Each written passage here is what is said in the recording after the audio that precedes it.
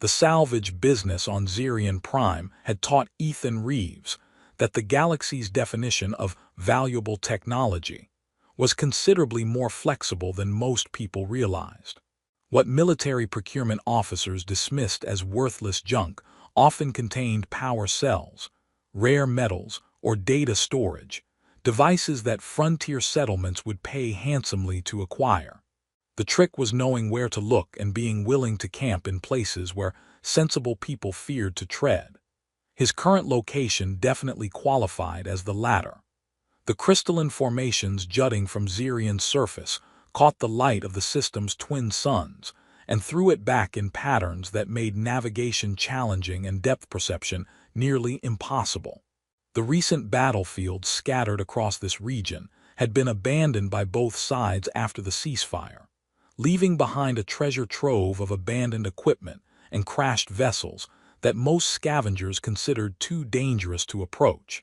Ethan had set up his temporary shelter in the lee of a massive crystal outcropping that provided both protection from the planet's fierce windstorms and concealment from any patrol ships that might be conducting reconnaissance flights. His portable habitat unit was a marvel of human engineering efficiency, capable of maintaining life support for weeks while occupying a space no larger than a standard cargo container. Day 14 on the scenic vacation paradise of Zirian Prime, he muttered into his personal log recorder while sorting through the morning's salvage haul. Still no sign of intelligent life, unless you count the crystalline formations that seem to be plotting against my navigation equipment. Weather remains hostile, accommodations are Spartan, and the local cuisine consists entirely of recycled protein paste that may or may not have achieved sentience. The humor helped pass the time, though Ethan suspected he was developing the concerning habit of talking to himself that seemed to affect most long-term scavengers. 6 months of solitary work on frontier worlds would do that to anyone, particularly someone who'd spent years surrounded by the constant chatter and organized chaos of military field hospitals. His medical training had made him valuable during the war, but it had also shown him too much of what war actually cost. Every wounded soldier he'd treated represented someone's child, spouse, or parent reduced to a casualty statistic.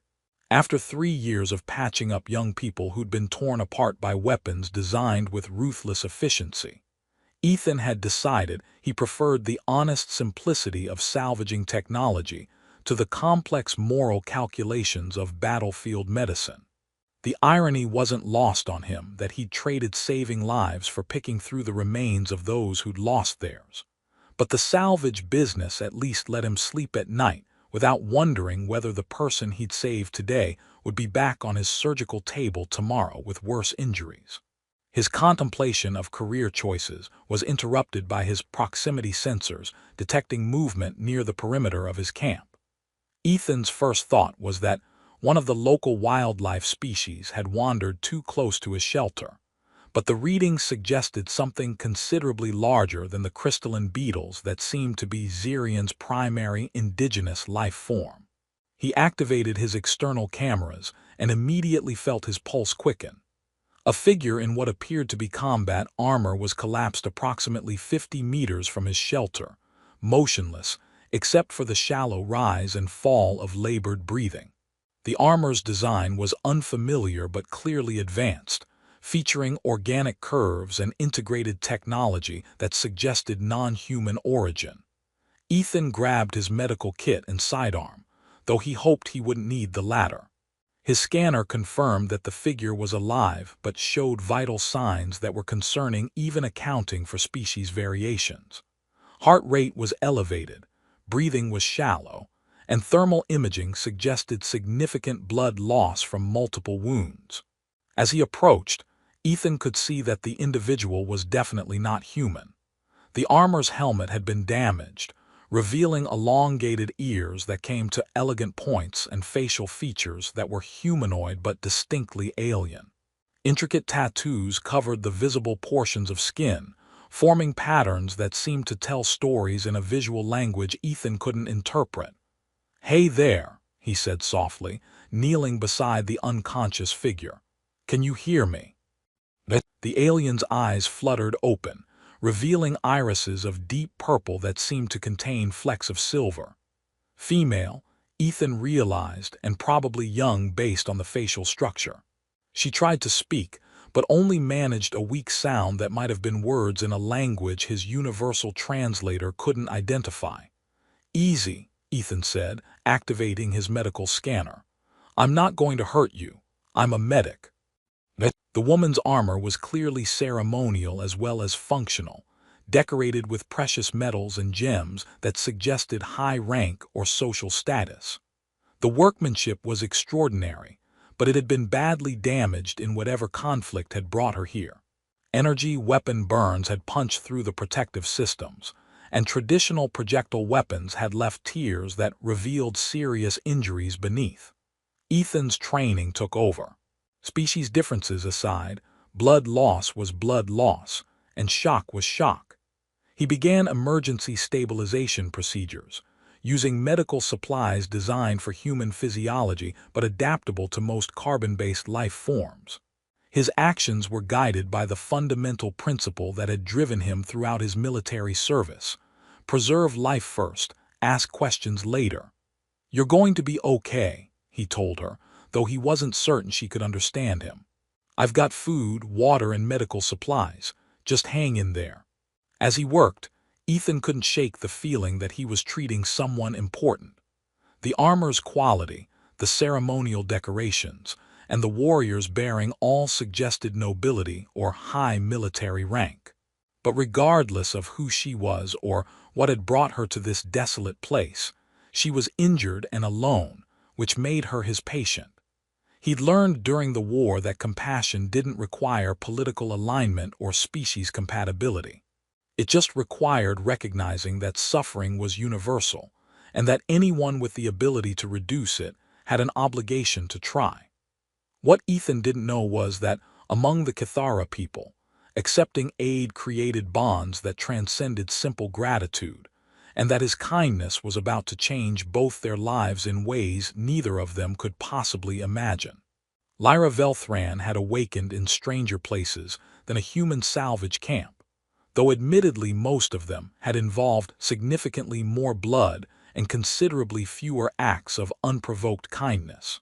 The human who'd found her had introduced himself as Ethan, and despite her initial wariness, she was beginning to suspect he might actually be as harmless as he appeared. "I'm not entirely sure what your people normally eat," Ethan was saying, offering her a steaming cup of something that smelled surprisingly appetizing. "But this is synthesized protein broth with mineral supplements. It's not going to win any culinary awards, but it should help replace what you lost through those wounds." Lyra accepted the cup, noting that Ethan was careful not to make direct eye contact while she drank. Among humans, she'd learned, this was considered polite behavior when dealing with someone in a vulnerable position. Among the Cathara, it would have been interpreted as a sign of weakness or disrespect, but she was beginning to appreciate the human approach to courtesy. "Your medical knowledge is impressive," she said, testing whether the universal translator would handle formal speech patterns. "I have experienced battlefield treatment from my own people's healers, and your techniques are equally effective." "Combat medic training," Ethan replied with a self-deprecating shrug. 3 years of putting people back together under less than ideal circumstances, though I have to admit, you're my first non-human patient. I was basically improvising based on general biological principles and hoping your species' physiology wouldn't reject human medical supplies. Improvising successfully, it appears." Lyra examined the bandages covering her injuries, noting the careful attention to both function and comfort. "Your people's approach to healing emphasizes preservation of life above all other considerations." "That's the general idea, yeah, though the implementation gets complicated when politics get involved." Ethan settled into a chair across from her, maintaining that careful distance that seemed to be part of human medical protocol. "Mind if I ask what happened to you? Because those injuries didn't come from falling downstairs." Lyra hesitated, uncertain how much she should reveal about her circumstances. Her reconnaissance mission had been classified, her separation from her unit was embarrassing, and her royal status was information that could prove dangerous in the wrong hands. But Ethan's open curiosity seemed genuine rather than calculating, and he'd already demonstrated his trustworthiness through his actions. "I was separated from my unit during a military operation," she said, choosing her words carefully. "Navigation equipment failure led to an emergency landing in hostile territory. My team was forced to scatter, and I have been attempting to reach friendly forces for several days. Several days without food or water, by the look of things. Lucky I found you when I did." Ethan gestured toward the camp's equipment. "I've got supplies for about another 2 weeks, plus a communication array that might be able to reach your people once I figure out their transmission frequencies."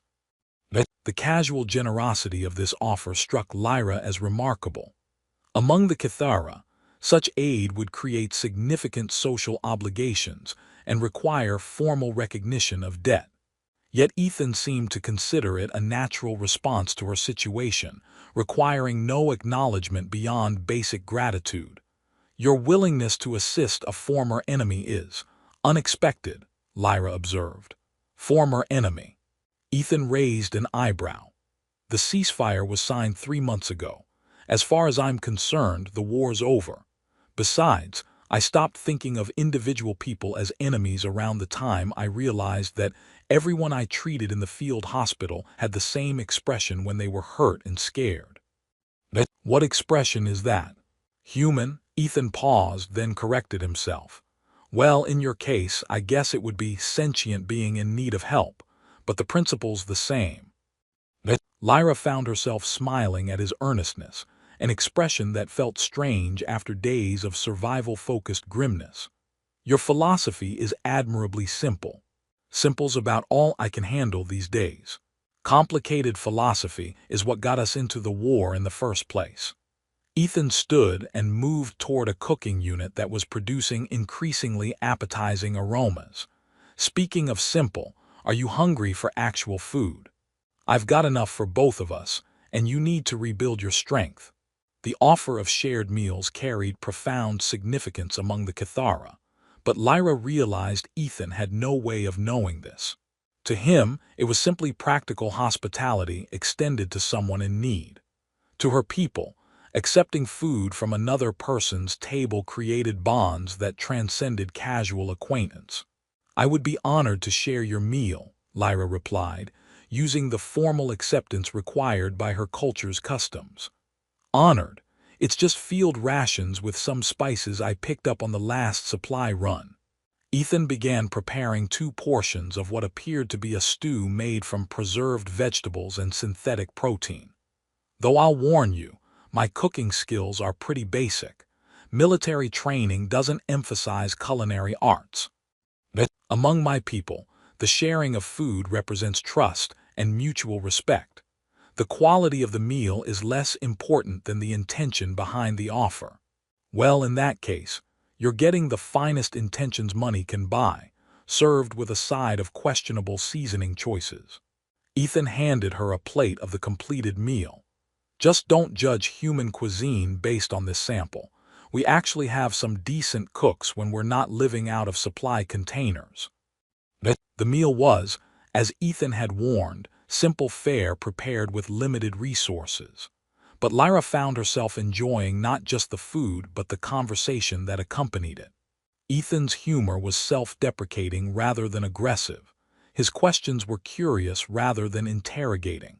And his stories of life as a salvage operator revealed a pragmatic idealism that she found refreshing. "So you left military service to become a scavenger?" she asked during a lull in his explanation of how to identify valuable components in damaged equipment. "I left military service because I got tired of fixing the same people over and over again. Scavenging lets me work with technology that's already broken, instead of people who keep getting broken by the same stupid conflicts. Yet you chose to help me, despite the risk of becoming involved in those same conflicts." Ethan paused, considering her observation. Maybe, but you're not a conflict, you're a person who needed help. I can tell the difference, even if the politicians can't. As they continued talking, Lyra realized she was genuinely enjoying Ethan's company in a way that had nothing to do with gratitude or diplomatic necessity. His perspective on the war, his reasons for choosing isolation, and his matter-of-fact approach to helping others revealed a character that she found both admirable and attractive. What she didn't yet understand was that, by accepting his food and hospitality, she had already bound their futures together in ways that neither of them could yet comprehend. The peaceful morning routine of equipment maintenance and shared breakfast was shattered by the distinctive whine of approaching spacecraft engines. Ethan's first instinct was to activate his camp's stealth systems, but Lyra's reaction told him that hiding might not be the best strategy. "Those are Kithara patrol craft," she said, her entire demeanor shifting from relaxed companion to alert warrior. "3 vessels, probably a search formation." "Friends of yours?" Ethan asked, though something in Lyra's expression suggested the answer might be complicated. "That depends on your definition of friendship," Lyra replied, straightening her armor and checking her weapons. "The lead vessel bears the markings of Commander Zeth Morkine. He is politically significant in my life."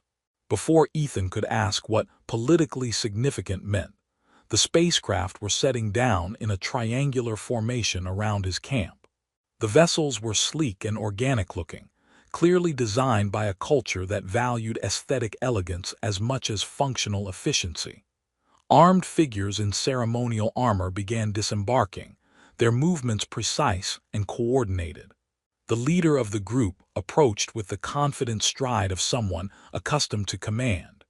His armor was more elaborate than the others, decorated with rank insignia and battle honors that spoke of considerable military experience. When he removed his helmet, Ethan could see the strong features and pale eyes that seemed to be characteristic of Kithara nobility. "Princess Lyra Velthran," the commander said, his voice carrying both relief and reproach. "Your disappearance has caused considerable concern among your people. We had begun to fear the worst." "Princess?"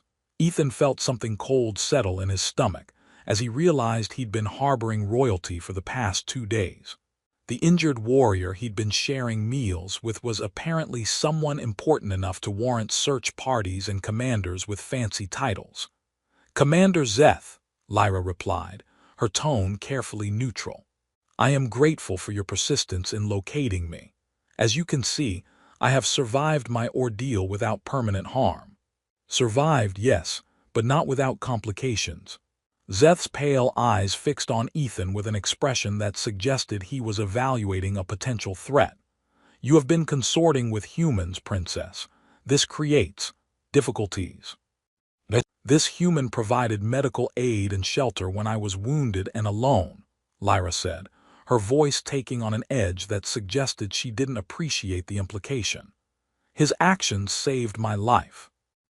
"His actions," Zeth said slowly, "have created a situation that extends far beyond simple medical assistance." Ethan stepped forward, deciding that standing silent while people discussed him in the third person was getting old fast. "Look, I don't know what kind of diplomatic incident you think is happening here, but I just helped someone who needed help. If that's a problem, I'm happy to explain the situation to whoever needs to hear it."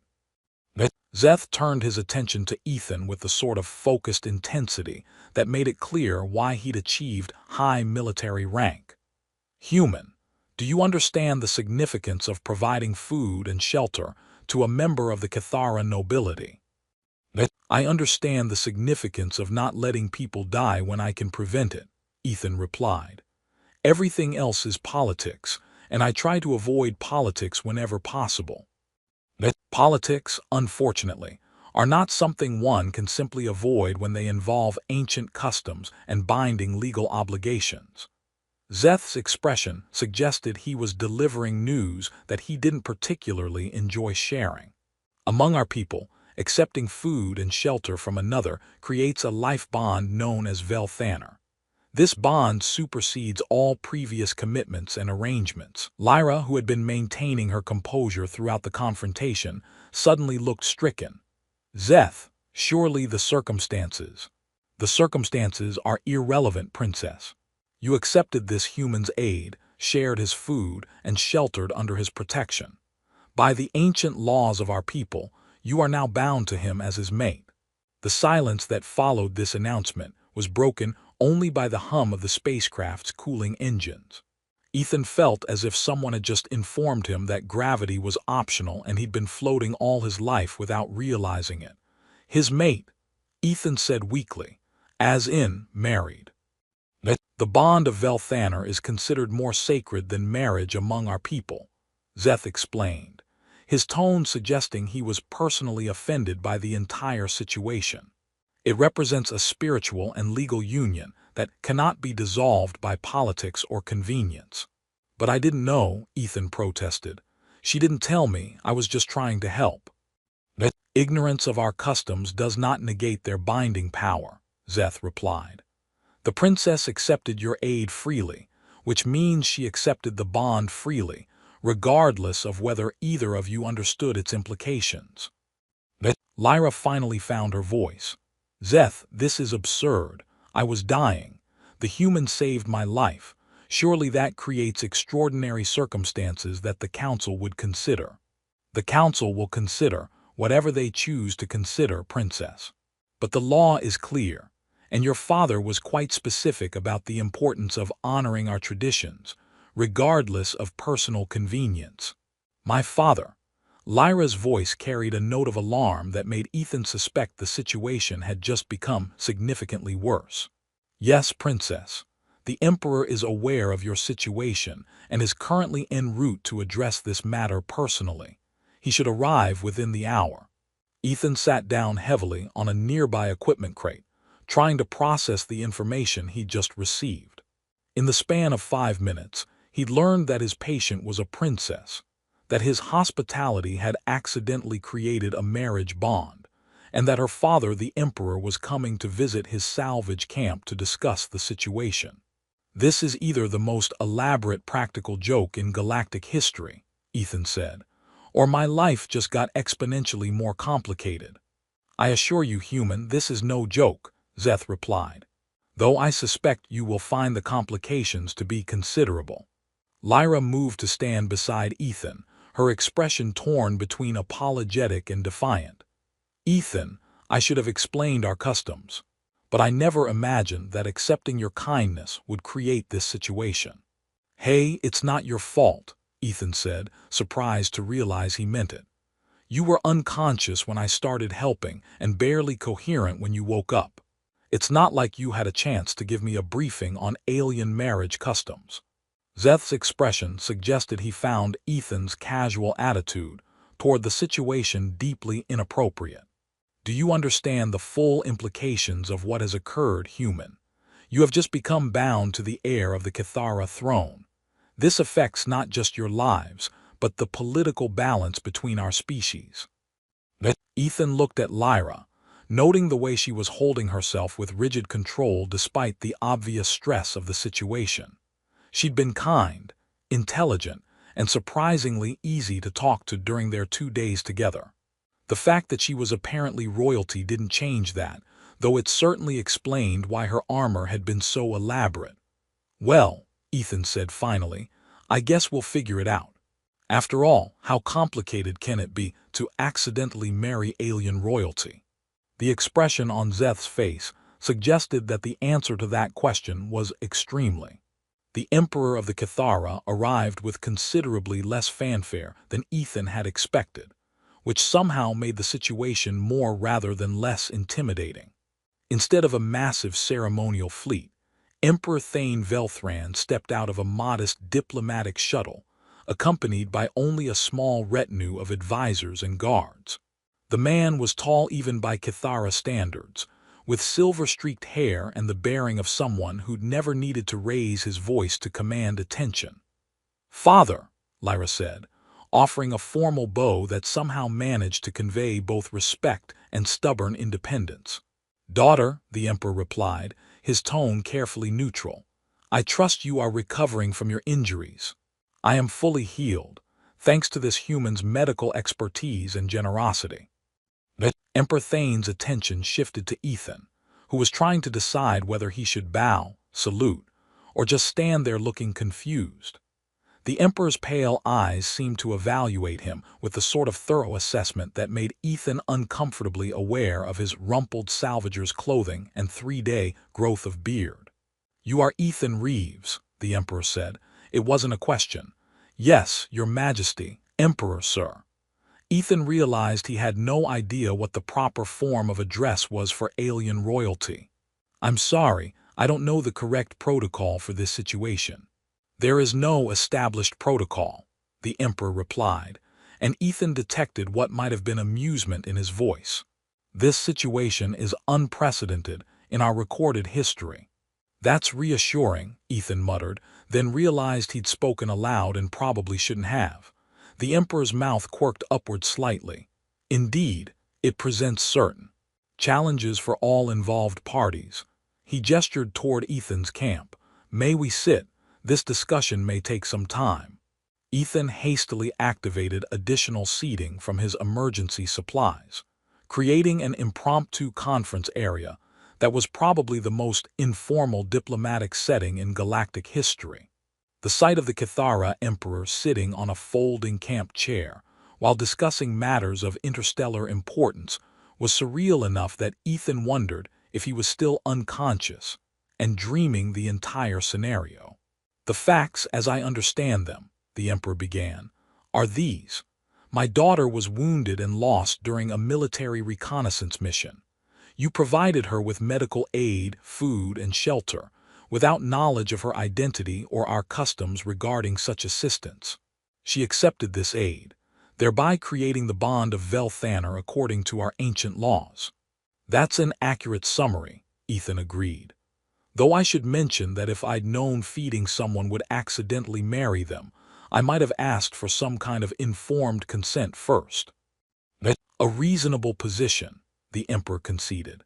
"However, ignorance of our customs does not negate their binding nature. The question now is how to address the situation in a manner that honors our traditions while recognizing the extraordinary circumstances involved." Commander Zeth stepped forward. "Your Majesty, surely the princess's betrothal to me takes precedence over an accidental bond created with a human." "Actually, Zeth, it doesn't," Lyra said quietly. "The bond of Velthanner supersedes all previous arrangements, including political betrothals. You know this as well as I do. But the implications for our people—" "The implications," the Emperor interrupted, "are precisely what I've come here to discuss." He turned back to Ethan. "Mr. Reeves, do you have any objection to the bond that has been created between you and my daughter?" Ethan glanced at Lyra, noting the tension in her posture and the careful way she was avoiding his eyes. They'd spent 2 days together, sharing meals and stories, and he'd found himself genuinely enjoying her company. She was intelligent, brave, and possessed a dry sense of humor that complemented his own. The fact that she was apparently royalty was daunting, but it didn't change the person she'd proven herself to be. "No objections," Ethan said. "Lyra's been nothing but honorable in her dealings with me. If she's willing to make this work, then so am I. And you, daughter, do you accept this bond willingly, knowing its full implications?" Lyra finally met Ethan's eyes, and he saw something there that might have been relief mixed with determination. "I accept it, Father. Ethan saved my life when he could have simply ignored me. His actions demonstrate the kind of character I would be proud to bind myself to." "Then we proceed with the formal confirmation," the Emperor announced. "Commander Zeth, please prepare the ceremonial protocols." "Your Majesty," Zeth said through what appeared to be gritted teeth, "this is highly irregular." "Many of the most important moments in history are highly irregular, Commander. That's what makes them historically significant." The ceremony that followed was unlike anything Ethan could have imagined. Cathara traditions blended with improvisations necessitated by the circumstances, creating a ritual that was both ancient and entirely unprecedented. Lyra explained each step as they progressed, translating not just the words but the cultural significance behind each gesture. "Now we share the ceremonial meal," Lyra said, offering Ethan a cup of liquid that sparkled with an inner light. "Is this going to do anything weird to my human physiology?" Ethan asked. "It will create a temporary psychic connection between us, allowing us to sense each other's emotional state and intentions. The effect lasts only a few minutes, but it ensures that both parties enter the bond willingly and with full understanding." Ethan accepted the cup and drank, immediately feeling a warm, tingling sensation that seemed to spread through his nervous system. Then suddenly, he could sense Lyra's presence in his mind, not her thoughts but her emotions. He felt her nervousness about the ceremony, her genuine affection for him, and underlying it all, a deep sense of rightness about their union. "I can feel that you're not afraid," Lyra said wonderingly. "Should I be? Most people would be terrified of accidentally marrying into alien royalty and becoming involved in interstellar politics." Ethan considered this. "I was terrified, but then I realized that, politics aside, I'm marrying someone I actually like and respect. The rest is just details we'll figure out as we go." The Emperor officiated the final portions of the ceremony, speaking words in ancient Cathara that the universal translator could only approximate. When it was over, Ethan found himself bound not just by alien law, but by genuine affection to a woman who had somehow become the most important person in his life in the span of less than a week. "So what happens now?" Ethan asked as the formal protocols concluded. "Now," the Emperor said, "you establish a household that serves as a bridge between our peoples. Your union represents the possibility of lasting peace between humans and Cathara. No pressure whatsoever." "Thanks," Ethan said dryly. "I was worried this might be too easy." Lyra laughed, and the sound was warm enough to make Ethan think that whatever challenges lay ahead, they would face them together. "Welcome to royal life, husband. I promise it's never boring."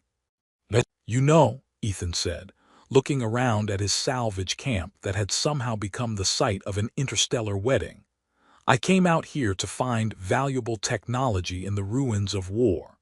I never expected to find something infinitely more valuable." "What's that?" Lyra asked. "A future worth building," Ethan replied, taking her hand. "Though I have to ask, does this mean I need to learn royal protocol, or can we just make it up as we go along?" "Given that we've already broken most of the traditional protocols," the Emperor said with what was definitely amusement, "I think improvisation is entirely appropriate." Commander Zeth, who had maintained stoic composure throughout the ceremony, finally stepped forward.